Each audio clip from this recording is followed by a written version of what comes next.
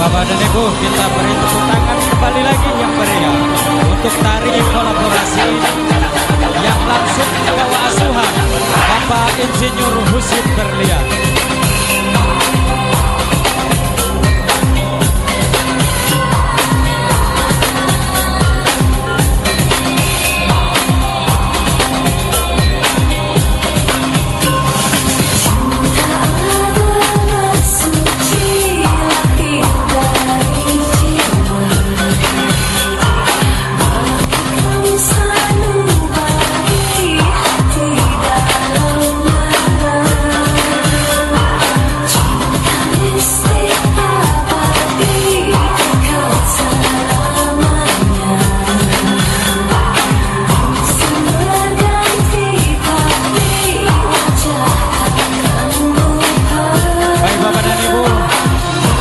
Kolaborasi ini kembali ditampilkan oleh anak-anak kita yang berjumlah 5 orang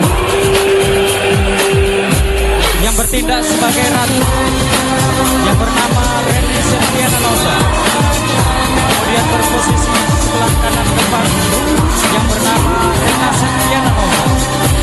Posisi di kiri paling depan bernama Weni Meirosa. Posisi kanan paling belakang bernama Ayu Lestari.